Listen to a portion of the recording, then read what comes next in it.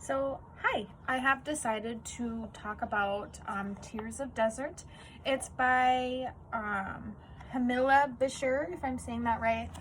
She based this book off of her dad, and she also dedicates it to her dad. Throughout the book, she dealt with his death. This book is placed in like 1979. She talks about when Sudan was at war.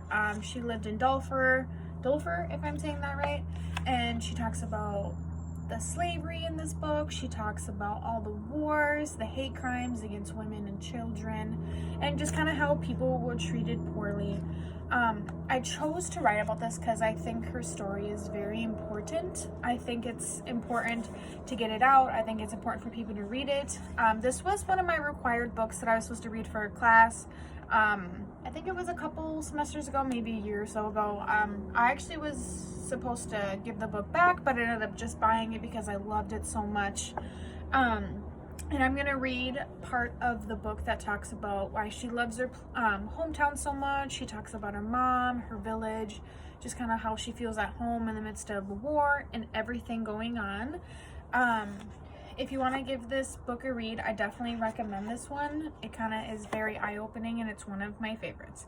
So this passage that I'm gonna read talks about her home life. She also brings up her father, and kind of his memory. Like I said, she dedicated this book to him and his death and kind of her family. So I'm gonna read kind of about that.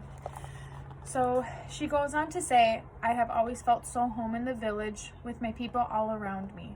I had always felt as if I were in a safe place and that no one could look down on me. At school, I was always so eager to return to the simplicity of the village. Now I was here, I almost felt that I wanted to return to the big town. I felt as I was living in two worlds, as if I were split between two people, the simple village girl and my big school city girl personnel. I think my father must have picked up on some of my distinct, so he was still alive in this part of the book. One day he returned home with a black box sitting beside him in the Land Rover. As I saw it, my heart felt for joy. I knew exactly what it was. It was a TV.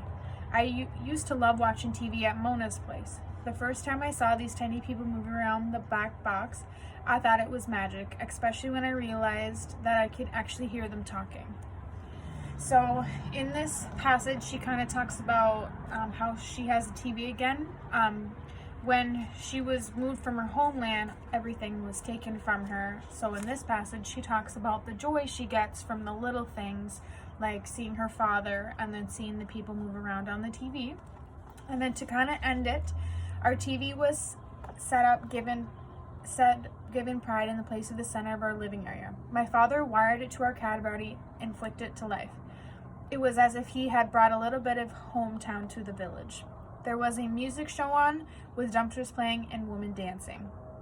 My mother and I settled down to watch. We stopped eating and drinking and chatting. We started the flickering blue-gray light, the noise of it filling our ears. For the first hour or so, Grandma was with us. She tried to chat away and poke fun of what was happening on the TV, but all she got was reply of the series of grunts. So, I would definitely give this book a read. I like this part of the book because it just talks about her just feeling a little bit of happiness in her home and the fact that her family is all together.